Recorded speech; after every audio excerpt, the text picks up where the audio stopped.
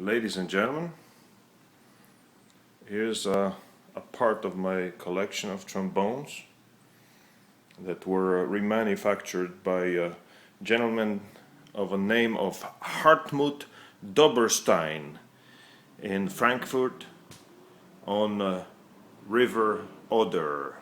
Frankfurt on Oder, not Frankfurt on Main. Frankfurt on Oder, close to Poland. So this is what he does. Some of them are a little bit oxidized. I haven't cleaned them lately. But his signature finish is hand-hammered bell, which comes handy on the gigs. Somebody like a piano player wants to drop his keyboard, as Kenny Drew Jr. did on mine a few days ago, and it puts a dent in your bell. So this way, besides some other qualities, this way you don't see the dent. Other than that, Mr. Doberstein, the maker of the instrument, claims that hand hammering stretches the metal and makes it resonate in a different way.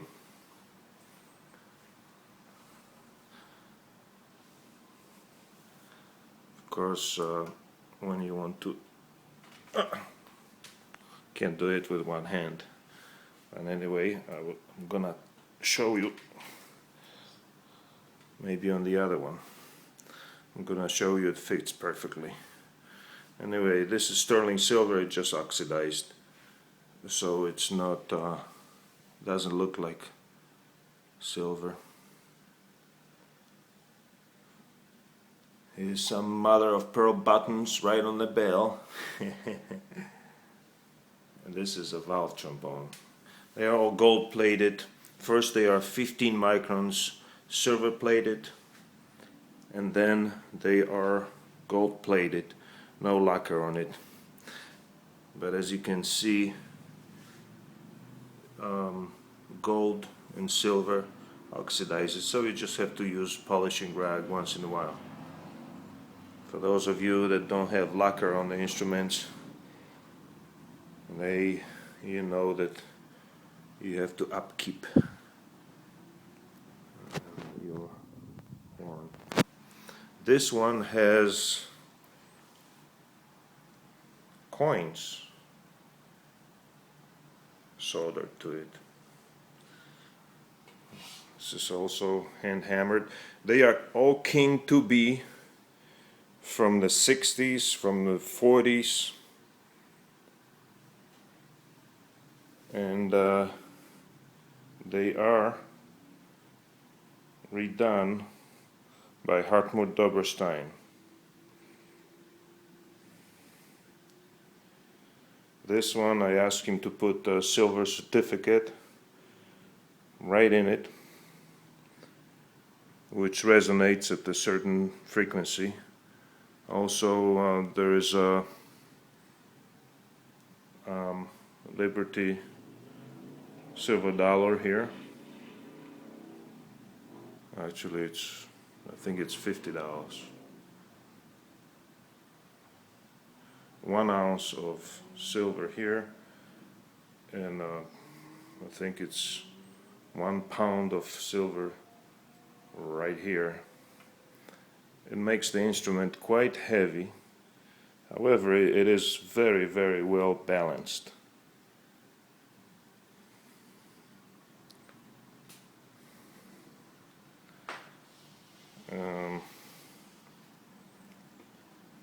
This one has an inscription: if you don't like money, the money doesn't like you.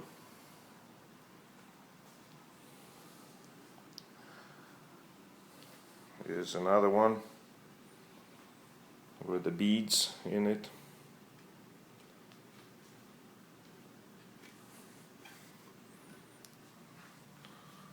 See the way it fits?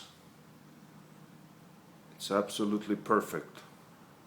Perfectly engineered. The guy is a genius.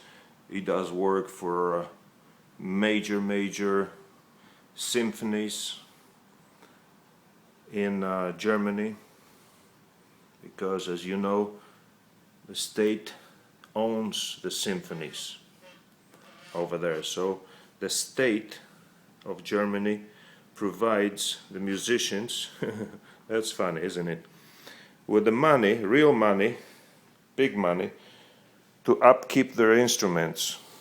Their instruments are always perfect. There's no glitch in them, there's no scratch, no dent. So these guys making them, they are truly skilled, and they know their stuff. This one has a silver medal, which is large, as you can see. It's not just a small weight, it's a large Liberty sterling silver medal. Also hand hammered bell, the usual traditional German engraving on it, and hand hammering as well.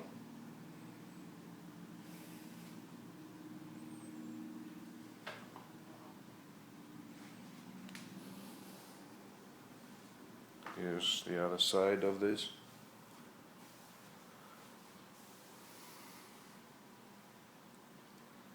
All of them king to be.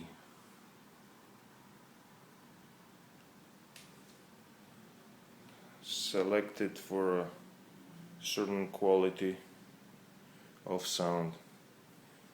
I think when you start playing king to be, especially from the 60s, you don't want to come back to any other instrument. Here's another one.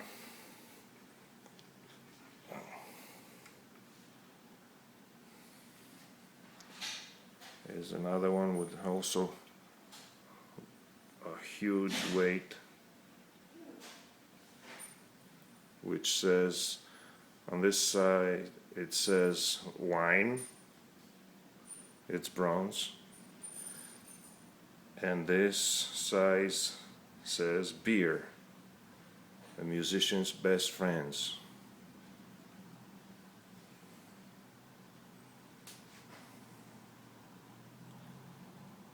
And the inscription says that the girls, wine and beer, the trombone's best friends.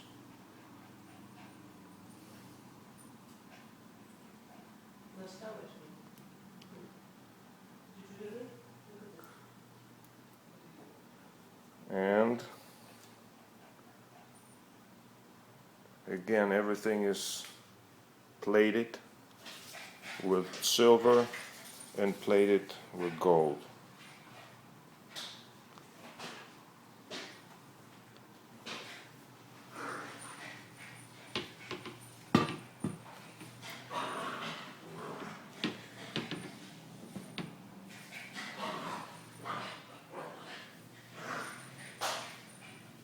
This again.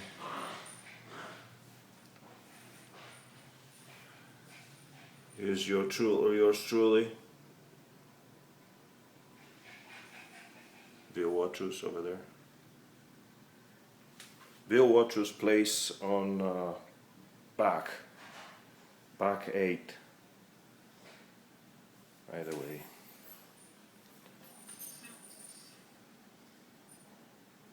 He's a great musician. For those of you that don't know.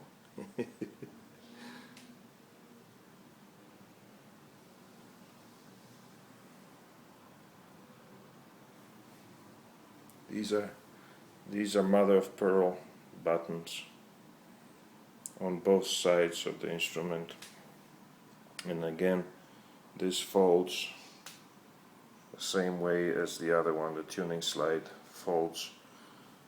If you want to close it, it closes perfectly. Of course, all the bells are interchangeable, so you can use them on any slide.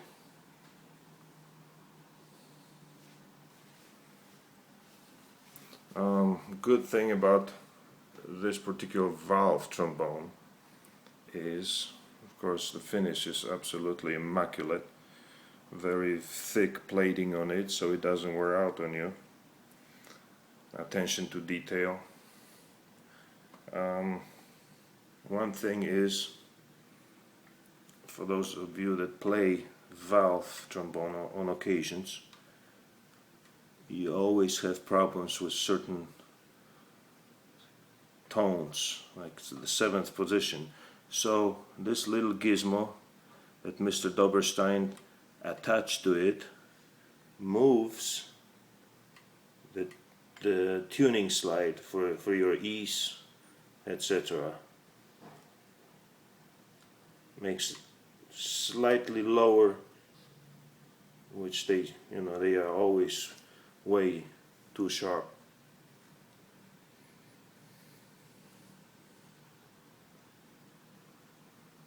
This one needs to be polished really bad, but anyway, it gives you some idea.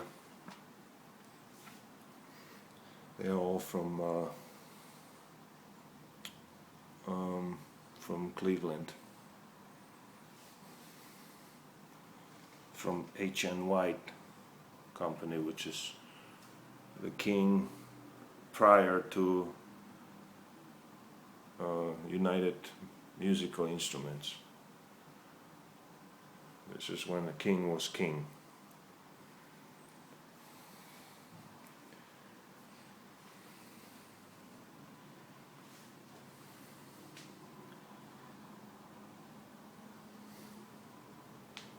I want to show you some detail of this particular horn, which is the water spigot.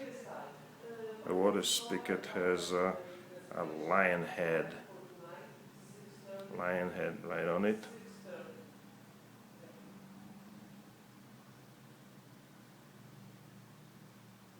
With the head, with the tail right over there. And this is all part of the history of music. If you hear my wife over there, she's making reservations for tonight's gig.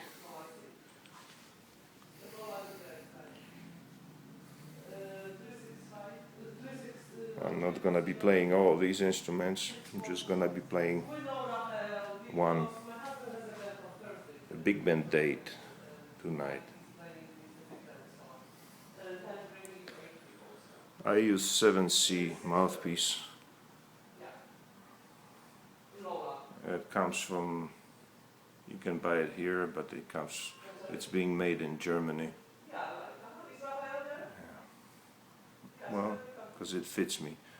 The 7C back doesn't fit me because of the rent is too sharp for me. This one is slightly mellower.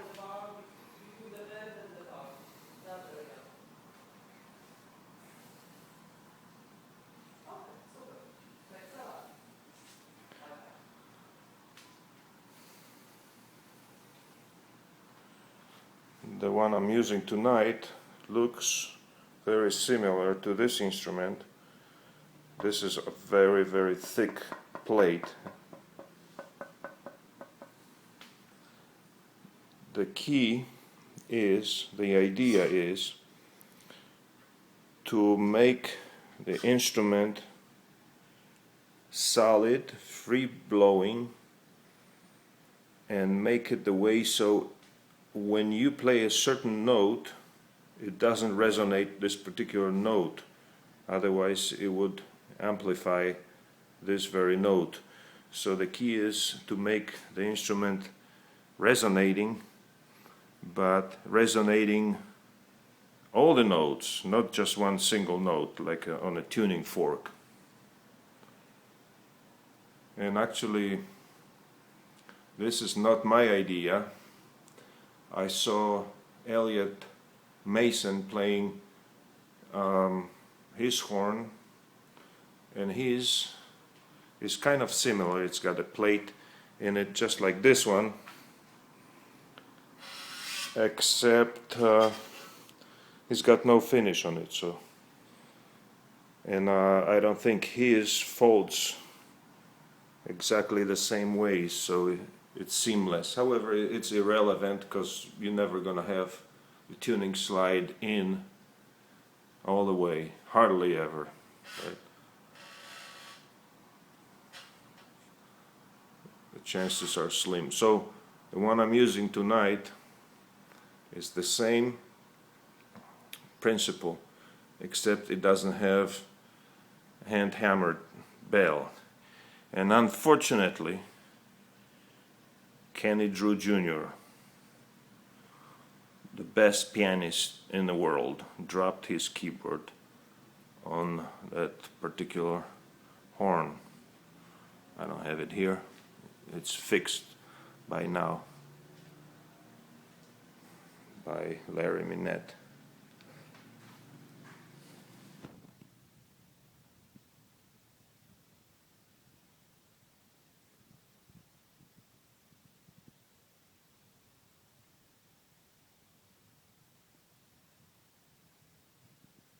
Here's the forest of trombones. Got some more of them. When I drop that, they're gonna go to some museum.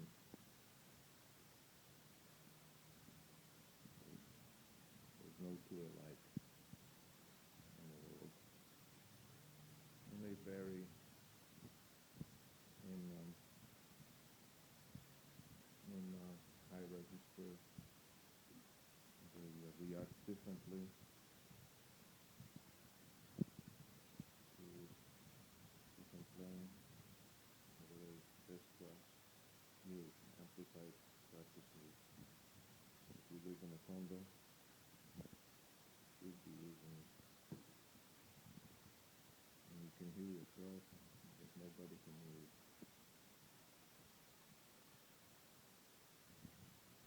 So, this is a collection, part of the collection of my instruments, remanufactured, redone by Hartmut Doberstein in Frankfurt on Oder, which is close to Polish, of course. Hope you enjoyed it.